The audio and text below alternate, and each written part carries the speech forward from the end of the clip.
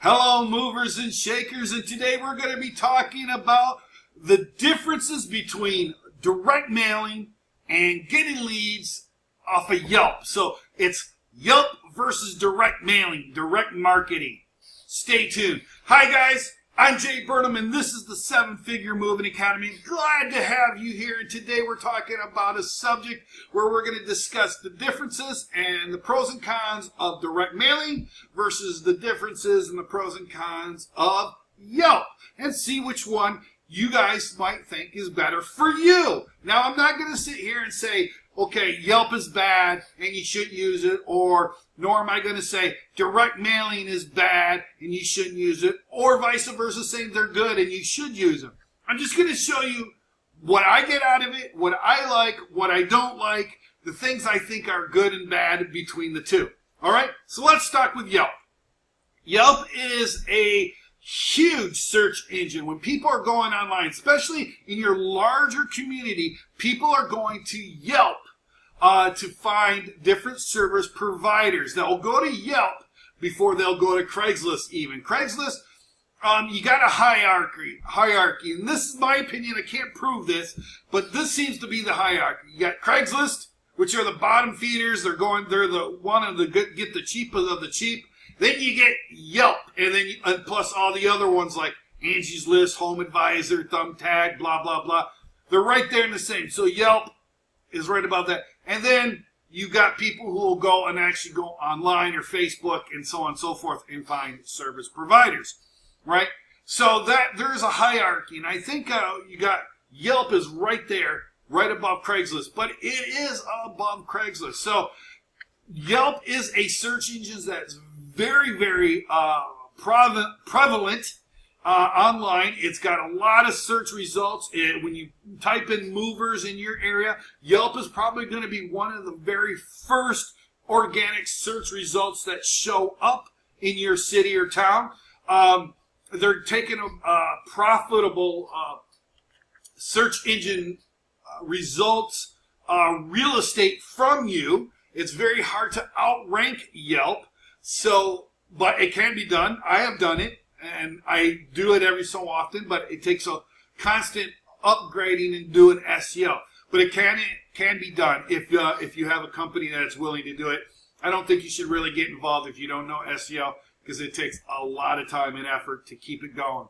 All right, but Yelp does take in a lot of people to talk about the different service providers. So if you're on Yelp, this is good. Now, I find that it is best that if you're going to be on Yelp, that you have to be at least in the first top 10 organic search listings of Yelp, preferably in the 1, 2, 3. This is the same way with Google. You have to be in the top 1, 2, or 3.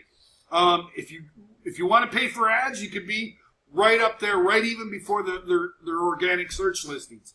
But you definitely, the organic search listings have to be in the 1, 2, 3, even the 4 spot. Once you get below that, then less likely people are going to find your site and so on and so forth. So the further you go down their organic search listings, the less likely people will contact you on Yelp. But they do get a lot of research, a lot of real estate. They do get a lot of reach from people. So this is a very good platform for you to be on, right? The neat thing, another plus thing about being on Yelp is that you could be on Yelp, have a business profile page, and not have to pay a dime for it. You could just go up, sign up, put your stuff up on Yelp, and it will be promoted. It will be put on their search engine, right? And you don't have to pay a dime for that. Here's where you actually have to work. If you want to be in the 1, 2, or 3 position, and this was actually just proven to me today, you have to get a lot of activity coming to your Yelp page. So you have to drive traffic to your Yelp page, which are then communicating to you. So you're going to have actually have some sort of campaign, right? That means you got to have a constant campaign of getting Yelp reviews. You got to have a constant campaign of driving people to your Yelp page. The problem is if you're driving people to your Yelp page, then they can be easily driven away from your Yelp page and thus away from your website and your phone number to other moving companies within the same city. They see XYZ movers and your ABC. Someone goes to the Yelp page, they see the listings, and then even on your page, if you're not paying for no ads to be on the thing, they're going to see XYZ being promoted, and they can go click, and their ads actually come. So you get your name and a little bit of your information, then you get the ads, and then you get your profile. So they have to go through the ads before they actually get to your profile, which I think sucks. But it helps Yelp because it gets people to go and use Yelp, keeps people on Yelp, so on and so forth, right? Another thing you got to do is the people who are leaving the reviews for your company, they have to be people that are active in Yelp. So you can have somebody that has a lot of reviews, but if he's not actively using Yelp for whatever, if he's not an active member on Yelp, his review of your company is not going to get shown. So they have to be active users of Yelp. So if you got somebody, and this is a true story, I've got a guy who has over 50 different reviews on Yelp. He's reviewed 50 different companies on Yelp, but he's not an active user. He's not going there every day, every day. He might go there once or twice in a year. Because he's not an active user, his review of my moving company is actually sandboxed, right? Even though he's a positive reviewer, he has a lot of reviews, his review is sandboxed because he's not an active user of Yelp. So people who are leaving reviews, they need to be active members of Yelp. So they got to constantly be going to Yelp for one reason or another, find a restaurant, find movie theaters, find dry cleaners, dog walkers, whatever it is. They have to be very active in communicating with others on Yelp and so on and so forth. If you don't have somebody who's active, then those reviews of your company will be sandboxed. They won't be put onto the main page. They'll be put into a sandbox area, right? And this was admitted to me today actually, earlier this morning when somebody called me up trying to sell me Yelp. And I'm like, I'm not going to use Yelp because you sandbox all my reviews. Stop sandboxing my reviews, and I might talk about, being thing. Well, I have, and the young lady's very nice, very charming young lady. Well, I have nothing to do with that. Well, then you have nothing to do with my account because I'm not spending money with you, right? So Yelp is very, very good. You can get on Yelp. And if you have an active campaign, you can hire a college kid or an SEO guy to help drive traffic. Don't drive traffic, though, too much to your Yelp page, because especially if you're not paying for an exclusive page, which means no ads whatsoever. So when somebody comes to your page, then they'll see no ads. They'll just see your page. If you're paying for that, drive all the traffic you want. But if you're not paying for it, keep the traffic limited. But you do want to drive some traffic. You do want to entice some people to go to Yelp and use Yelp to get and talk to you. Okay? The higher on those search engines, the more likely people are going to email you, more activity for you to actually get jobs and so on and so forth, right? But you have to be active. You have to get others to be active and start promoting that. I would promote my Yelp page on lesser important sites. Like I would never go, hey, from my Facebook page, my business page, from my Facebook business page, hey, click my Yelp URL. I would never have them do that. I want them to go to my actual website, right? So will you get business? Yes. Here's the thing. Because Yelp is just one step above Craigslist, in my opinion, this is completely my opinion, because Yelp is the thing, you're still getting the people who want to have deals. You still want these guys that want the best deals. Now, below Craigslist is Groupon. So never use Groupon. Groupon sucks for service type companies, and it's hard to make money. Some people have done it and have been very successful and have cracked that code. Most of you are not that savvy. Don't do it. All right? You can try it, but you're going to waste your money, and you're going to end up with pissed off customers. You're going to end up with a lot of stress and headache. So stay away from it. Craigslist, good, but they're the bottom feeders of the price. They want the $50 an hour, including packing and everything, an hour kind of guys. Yelp, at least they will be willing to hear your price. So if you're a little higher on the price scale, they're more than willing to look at it. So you can charge a little bit more. You can be a little bit more premium priced.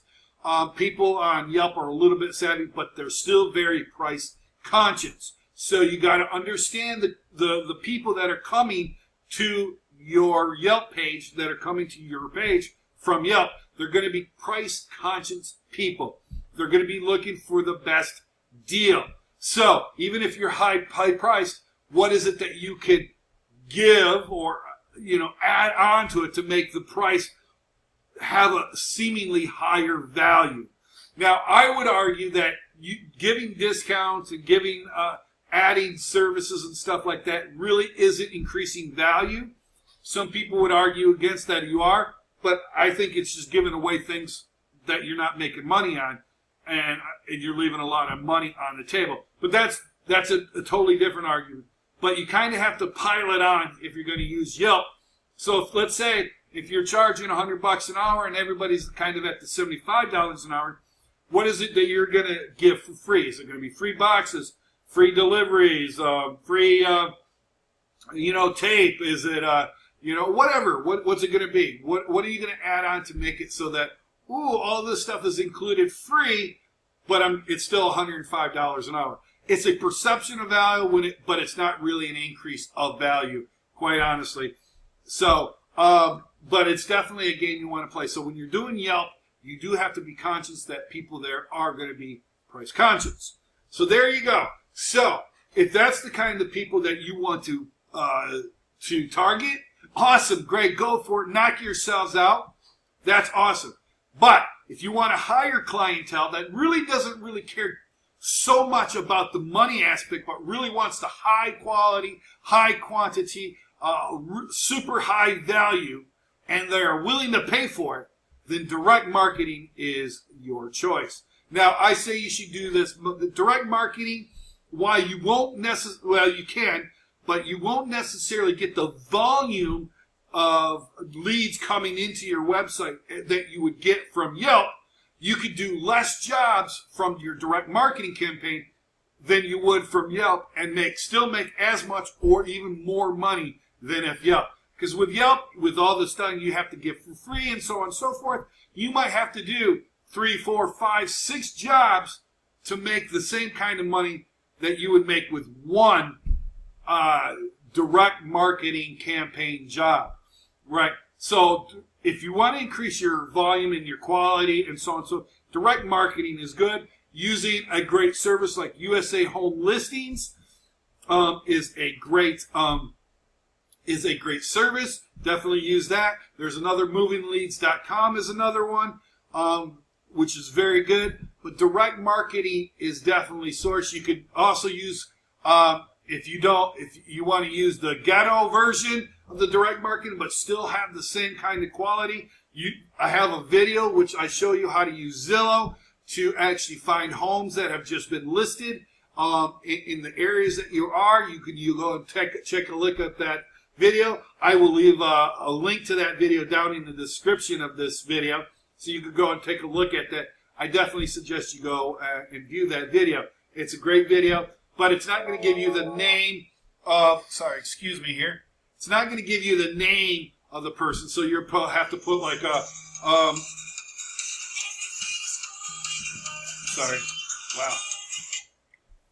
live. I would have answered it, guys, and cut the thing, but the truth is it's just a dumb call. Anyway, guys, so there you go.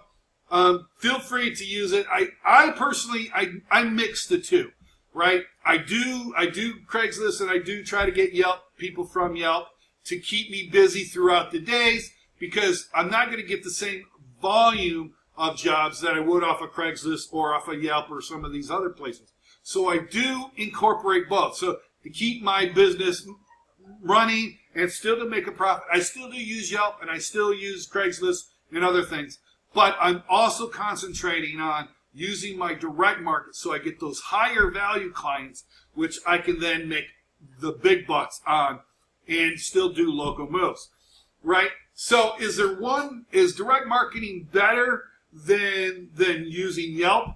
I would say it really depends on the audience you really want to target. It really depends on the demographic that you're going for. If you only want to target the high-end homes, the executive homes, direct marketing is your source. Facebook ads is your source. If you're going for the more price-conscious people, the more middle to the high-low class to the low mid-class to the high mid-class, somewhere like that, then people are going to be a little bit more price conscious. Hey, knock yourselves, go do the Yelp. But if you're trying to keep your busy, then do what I do. Mix the two, right? Have like mix the two. Do Yelp and Craigslist and stuff like that, and then also do your direct marketing.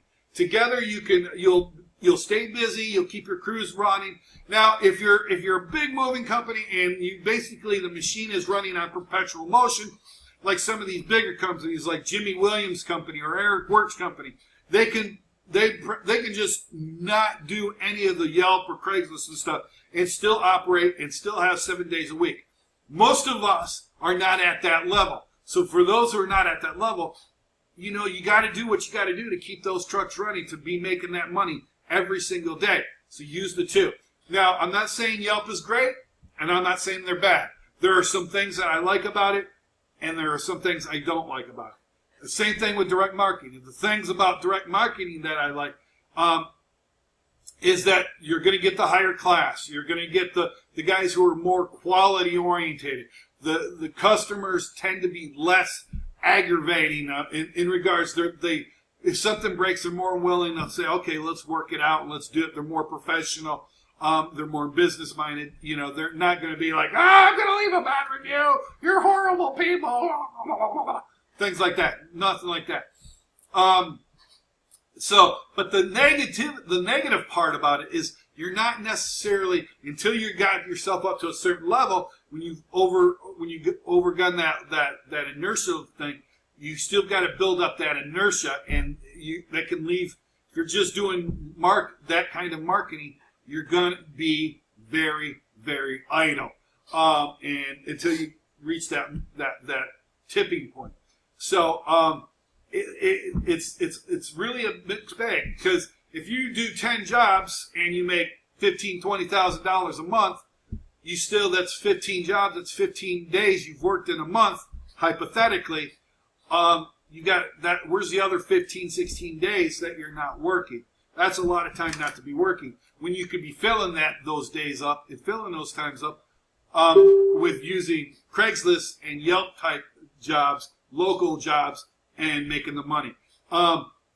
Jimmy Williams, who has Advanced Moving Company down, has URLs, Best Movers in Texas. He's down in San Antonio, Texas. He keeps saying over and over and over, and I think these are very, very wise words. The money is in the local moves. Concentrate on the local moves. Get those local moves, and you're going to be making it. Now, I don't necessarily think that's true. And I'll say one reason why I don't fully agree with that statement is once you've reached the inertia and the tipping point, you don't need those low-cost local moves to keep you going. And proof is in the pudding with Eric Works' company.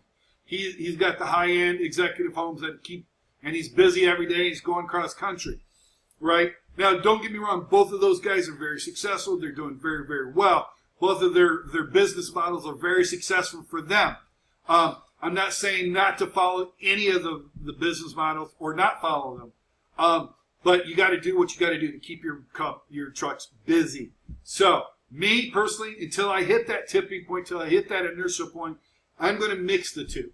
And then I'm going to start lessening off the Yelp type ones. But Yelp is great for your newer companies. Get involved in it. Make sure you're doing an active campaign to keep you on top of the search engines in Yelp, and you'll do very, very, very well. Okay, guys, so that is my video for today. Thank you so much. I know it's a little bit longer than typical, but I really wanted to go into it because there has been that discussion like, and you know what? Not one solution is better than the other. You just got to make sure you understand the pros and cons of each and what it's going to do for you. All right, guys, so if you're not yet a subscriber, go down there, hit the subscribe button. Make sure you hit the bell icon, and that way you'll be introduced to a new video when it comes up, pops up, beep. There you go. I try to do one every single week, but I'm not always perfect. I am still trying to run my own business, so sometimes I don't get it. I'm busy, and I can't get to do a video, but I do try to do a video every single week, so make sure you do hit that bell icon so when I do a new video, it will pop up. If you haven't yet subscribed, make sure you subscribe. Share this with all your friends and family, and make sure you give me a thumbs up. Thank you guys so much. God bless. You guys have a great day. Bye-bye.